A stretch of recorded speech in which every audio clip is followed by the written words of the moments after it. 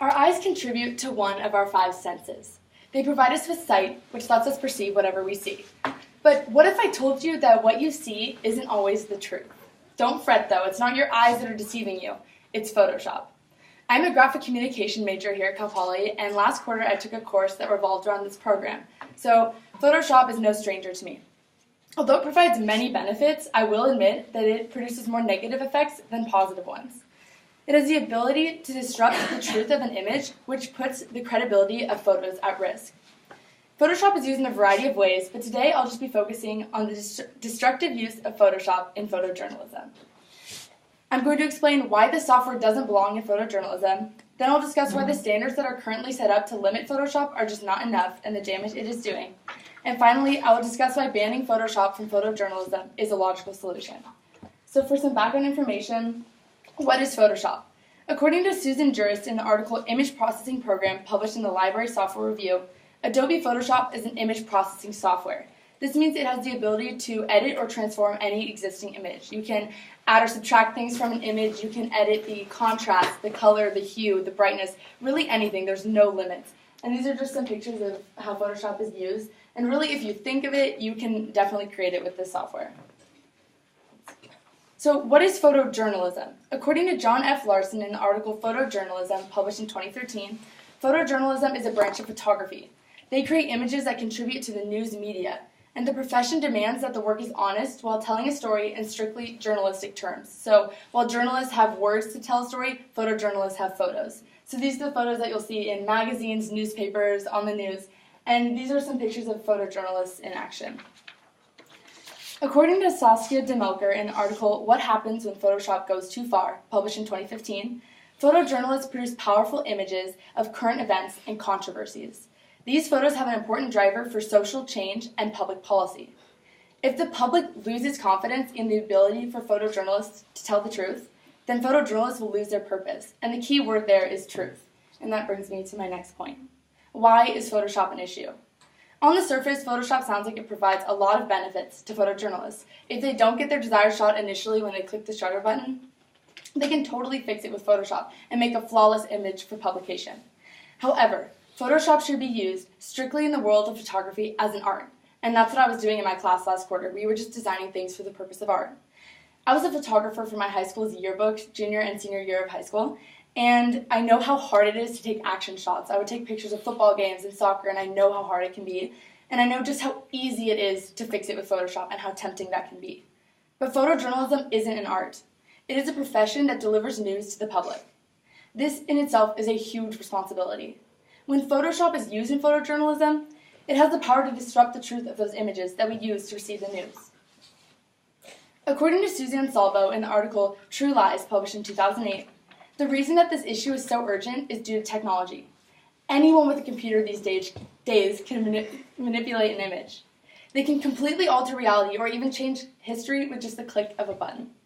No one would even know that they did it. It is inevitable that technology is going to advance, so we need to stop Photoshop before it advances even more and this becomes a bigger problem. So if this is such a big issue, what are news and documentary organizations doing right now to limit Photoshop? According to Scott Alexander in the article Retouching Photos, Processing the News, published in 2014, material alteration to the image by including or excluding a certain item seems to be the standard for what is not acceptable. A lot of publications have adopted this standard, but sometimes they just leave it up to photojournalists to decide because they were the ones who took the picture. This solution just isn't strict enough, though. People can get away with adding or subtracting elements to an image. According to Sherry Ricciardi in the article Distorted Picture, published in 2007, there are no statistics on the number of rule breakers, but indicators within the profession prove that unethical use of Photoshop does occur even though a standard is set out.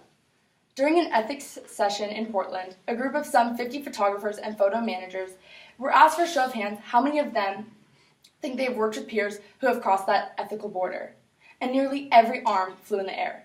This just shows that the standards that are currently set up to limit Photoshop aren't doing enough.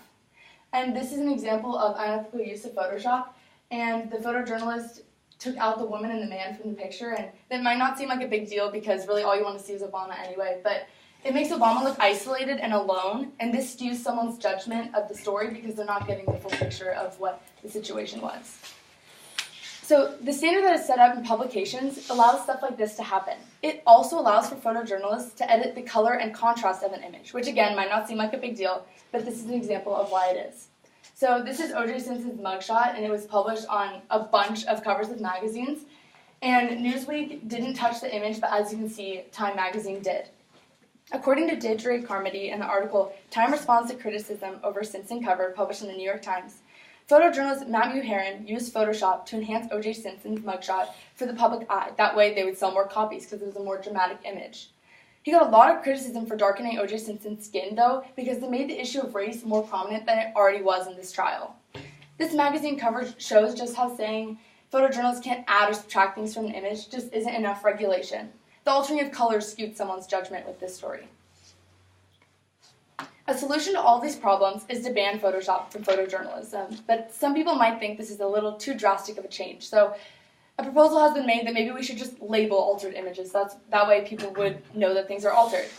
However, according to Dennis Whitehead in the article What's Wrong with This Picture, published in 2015, if an image is misleading, no amount of labeling or caption information will erase the information that's already embedded in someone's brain.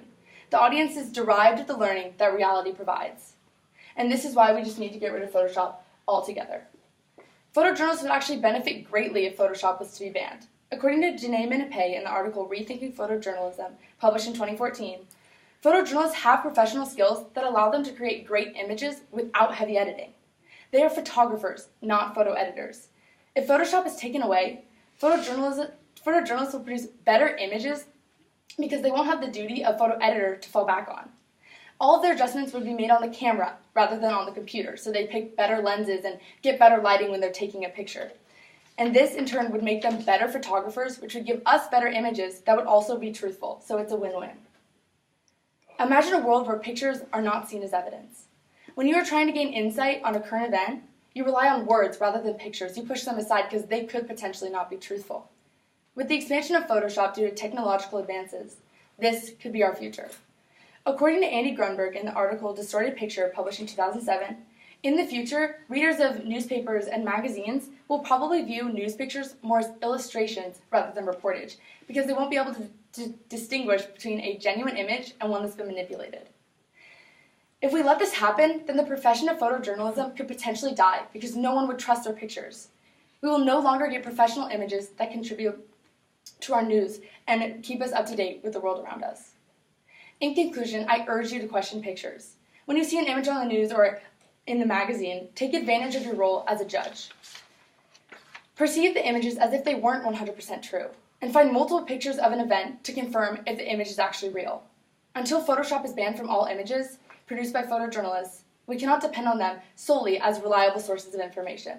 But I hope if my solution is implemented, one day we won't have to doubt the truth behind them.